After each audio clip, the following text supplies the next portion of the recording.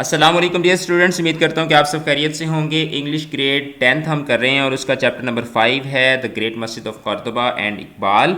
तो इसकी हमने रीडिंग की पिछले सेशन में। आज हम इसके क्वेश्चन आंसर्स और इसकी ग्रामर का पोर्शन करेंगे।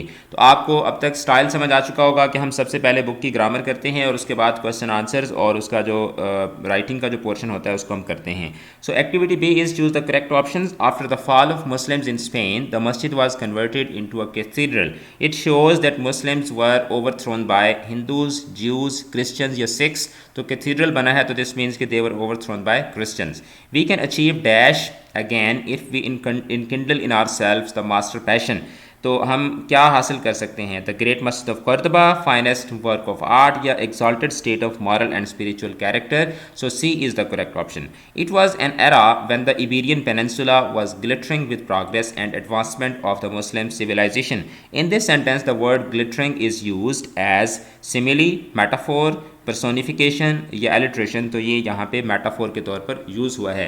तो आप सिमिलीज, मेटाफोर्स और तमाम फिगरेटिव डिवाइसेस को समझने के लिए डिस्क्रिप्शन से फिगरेटिव डिवाइसेस की वीडियो का लिंक चेक करें। उसको आप जाके लाजमी चेक कीजिएगा। बेशक अभी चेक कर लें या इस चैप्टर के बाद, लेकिन उसको आपने लाजमी समझना है ताकि आपको पता चल जाए कि मेटाफोर, सिमिली, पर्सोनिफिकेशन, एलिट्रेशन इनको कहाँ पर और कैसे यूज़ किया जाता है। The most consummate and accomplished structure of the masjid is its prayer hall।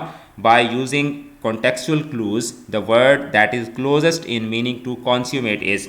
तो consummate के करीब करीब मीनिंग कौन सा है? faultless, complete, imperfect या skillful। तो the correct option is complete। ठीक है। अच्छा, after careful reading of text, the great masjid of Cordoba and Iqbal, it can be concluded that the theme of the lesson is। क्या इसकी theme है? The artistic beauty of मस्जिद, the glory of Muslims rule in Spain या contributions of Muslims to art and architecture या Islam present past and future. तो the glory of Muslim rule in Spain जो है उसके ऊपर ये पूरा का पूरा लेसन है। तो ये इसकी थीम है। तो करेक्ट ऑप्शन इज़ बी। अच्छा, उसके बाद आगे वोकेबलरी का ऑप्शन है। तो इसमें इटरनल का मतलब होता है हमेशा रहने वाला, परफेक्शन कमाल, ठीक है। कॉलम्स सतूनों को बोला जाता है। प्रोफ्यूजन बहुत ही खूबसूरत, और एक्सक्विजिटली बड़ी नफासत के साथ, बड़ी खूबसूरती के साथ। अच्छा, उसके बाद राइटिंग में हमारे पास दो क्वेश्चंस हैं। इनको हम क्वेश्चन आंसर्स के साथ करेंगे। एक ऐसे लिखना है और एक आपने इमेजिनरी स्टेटमेंट लिखनी है। तो ये दोनों हम क्वेश्चन आंसर्स के साथ करते हैं। ग्रामर को देख लेते हैं। For each of the following sentences choose the correct type of adjectives to fill in the blanks. Can you see that plane? Can you see that plane? Which type of adjective is used in the bold? Adjective that modifies the pronoun, indefinite adjective, demonstrative adjective या possessive adjective। तो that plane इशारा कर रहे हैं ना, तो this means कि ये क्या है? demonstrative adjective है। Number 2, did you see any person come to this road? No, I saw no one come here। Which type of adjective are here in the bold? तो अब इसमें no का word bold में है, तो I saw no one, मैंने किसी को भी नहीं देखा।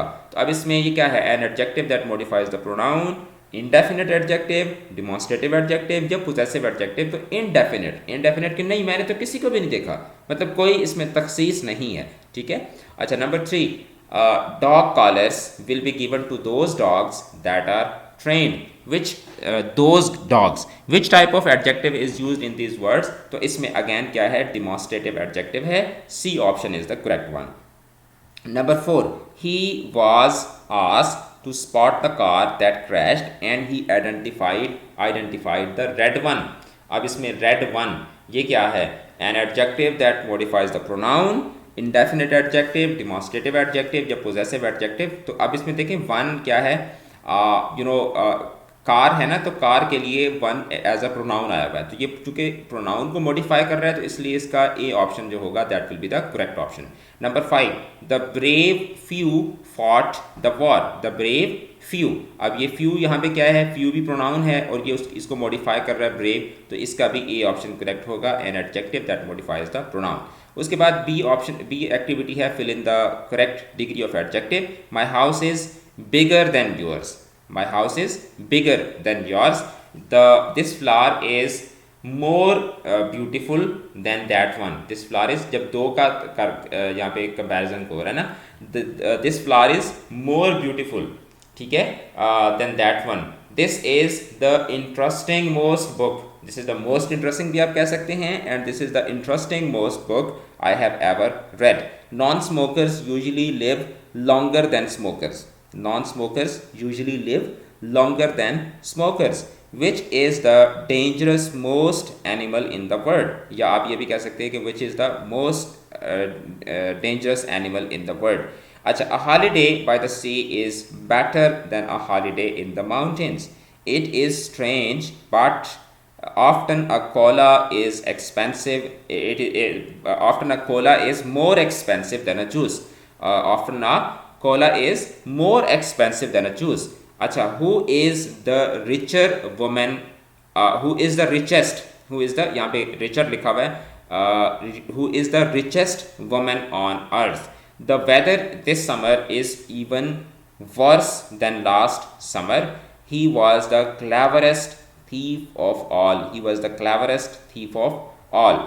अच्छा, उसके बाद नंबर सी आपकी जो एक्टिविटी है, for each of the following sentences choose the correct order of adjectives to fill in the blanks. तो ये जो ऑर्डर ऑफ एडजेक्टिव की एक्टिविटी है, इसको समझने से पहले मैं आपको ऑर्डर ऑफ एडजेक्टिव यहाँ पे बता देता हूँ कि एडजेक्टिव्स आपने किस ऑर्डर में लगाने होते हैं। सबसे पहले आप डिटर्मिनर ए या एन लगाते हैं, फिर उसके बाद जो एडजेक्टिव ऑफ नंबर होते हैं उनको, फिर एडजेक्टिव ऑफ क्वालिटी को, फिर एडजेक्टिव ऑफ साइज को, फिर एडजेक्टिव ऑफ एज को, फिर एडजेक्टिव ऑफ शेप को, फिर एडजेक्टिव ऑफ कलर को, फिर एडजेक्टिव ऑफ ओरिजिन को, फिर एडजेक्टिव ऑफ पर्पस को, और फिर उसके बाद नाउन आ जाता है, क्योंकि नाउन से पीछे एडजेक्टिव होते हैं ना, और एक नाउन के साथ एक से ज़्यादा एडजेक्टिव्स भी हो सकते हैं। तो ये इसका ऑर्डर है, इसके ऊपर मैं अलग से एक वीडियो भी बना चुका हूँ, उसमें मैं डिटेल में ऑर्डर ऑफ एडजेक्टिव पढ़ा चुका हूँ, उसका लिंक भी आपको डिस्क्रिप्शन से मिल जाएगा, वहाँ से जाके आप उसको चेक कर सकते हैं। अच्छा, अब हम आ जाते हैं वापस activity C. Number 1, my grandmother lives in the dash house on the corner, my grandmother lives in the huge beautiful modern and white house on the corner. तो C option is the correct one. The store carries an assortment of dash objects, an assortment of interesting, new, old and antique. So A option is the correct one. Number C, we went for a 2-week cruise on an incredible, huge, brand new Italian ocean liner. ठीक है, तो B option is the correct one. I bought a pair of nice new red rain boots। ठीक है, तो B option is the correct one. Number 5, please put the marbles into the huge old round red box। तो B is the correct one। अच्छा, number D, activity number D is use the nouns given in parenthesis to form adjective। कि word दिया गया है उससे आपने adjective बनाना है। I wish I had magical powers, magic से हमने क्या बना लिया, magical powers. My sister is allergic to cats। The bird has a lovely voice।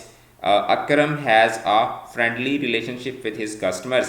The project has been brought to a successful conclusion। The project has been brought to a successful conclusion।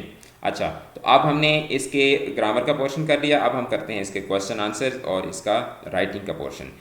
Where did, question number 1, where did Abdul Rahman first import fruit trees and other plants from and why, कि कहाँ से उसने fruit और plant trees को import किया था और क्यों।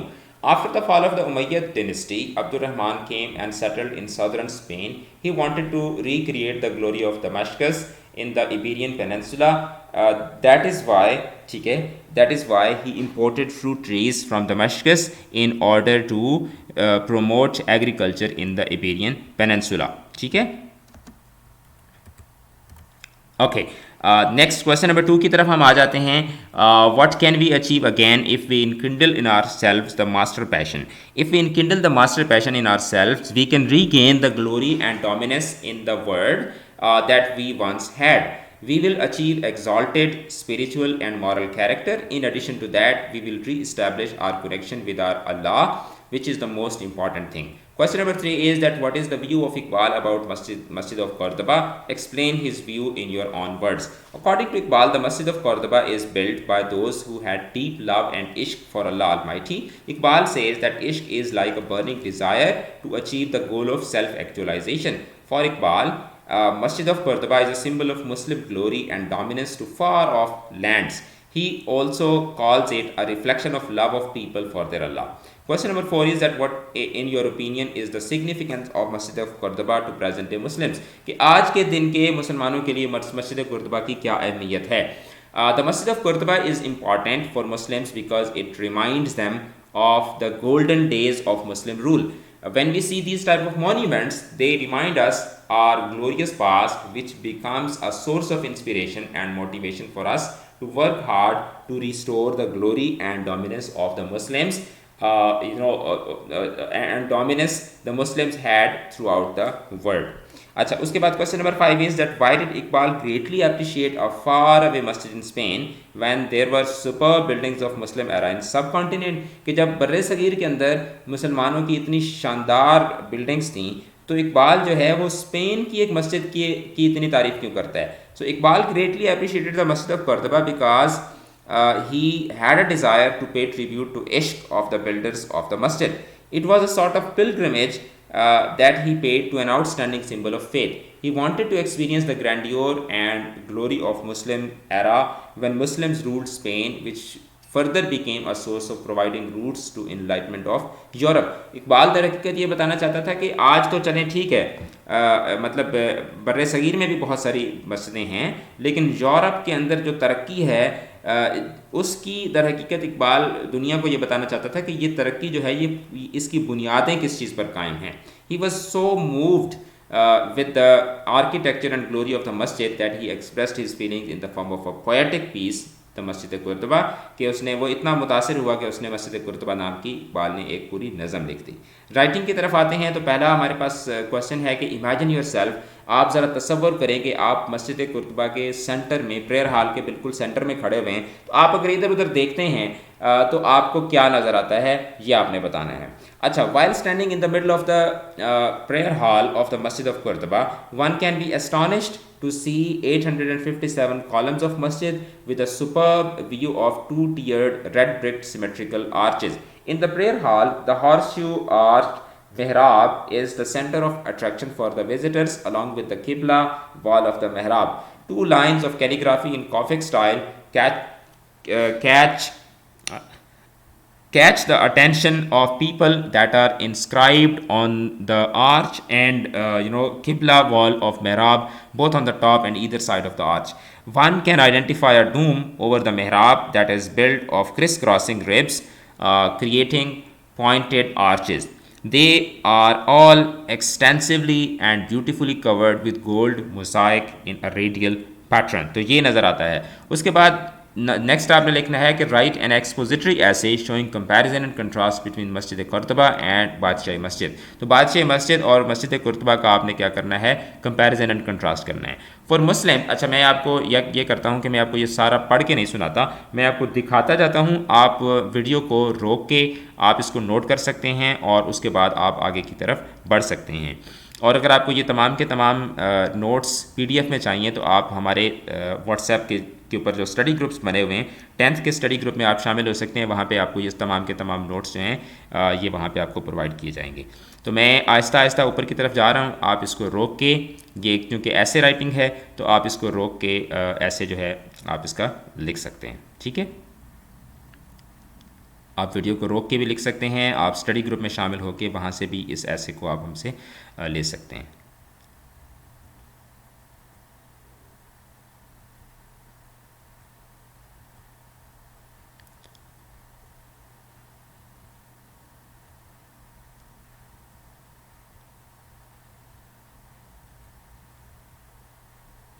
चलें जी, तो ये आप इसको नोट कर लें.